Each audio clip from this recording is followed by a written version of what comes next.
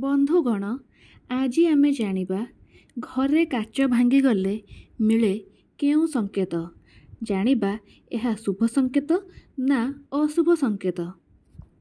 तेबे काच भांगिले निकट भविष्यत रे किछि अशुभ घटना घटिपारे बोली लोक भावन्ति, किंतु वास्तुशास्त्र अनुसारे काच भांगिबा सबु बेले अशुभ संकेत देई न थाए, बेले बेले यह शुभ संकेत मध्य देई थाए।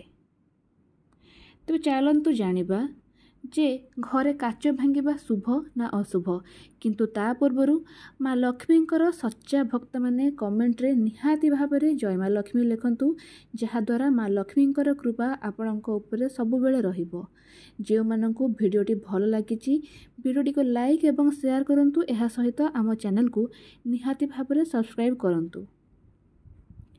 तेबे घरे कबाट किंबा झरकार काच जदि हठात भांगी जाए किंबा फाटी जाए ताहले यह अशुभ नुहे। यह संकेत देई थाए जे किछि दिन मध्यरे घर को कौनसी खुशी खबर आसीपारे। काच भांगिले आउ कौन कौन सब संकेत मिले ताहा मध्य जानिबा चलन्तु। तेबे वास्तुशास्त्र अनुजाई घरे थिबा दर्पण किंबा आईनार काच जदि हठात भांगी जाए ताहले घर को आसुथिबा संकट को काच निज उपर को नहीं जाइछि एवं विपद टळी जाइछि बोली कुहा जाए। सेही भंगा काच को तुरंत घर बाहर करदेबा उचित।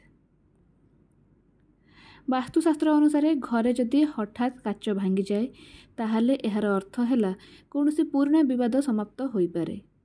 घरे जदि कौनसी व्यक्ति कौनसी रोगरे पीड़ित अछंती ताहले से मध्य धीरे धीरे सुस्थ हेबार संकेत मिले थाए। जे कौनसी पुराना झगड़ा, पुराना रागरुषा, पुराना विवाद मध्य शेष हो जाए।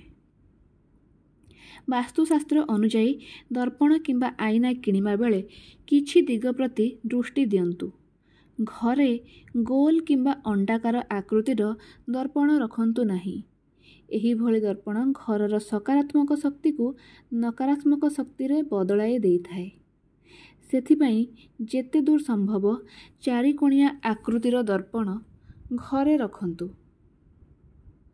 एहा छड़ा वास्तुशास्त्र रे कुहा जाइछि जे जदि घरे काच किंबा दर्पण भांगी जाए ताहले सेथिपई अजथारे हो हल्ला किंबा पाटितुंड करिबा उचित नुहे।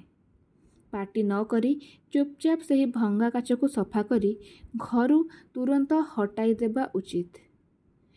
तेबे महिला माने एवं गृहिणी माने एही सबु नियम को पालन करंतु, देखिबे निहाती भाबरे आपणकर मंगल हेबो।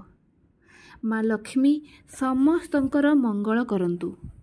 जय माँ लक्ष्मी।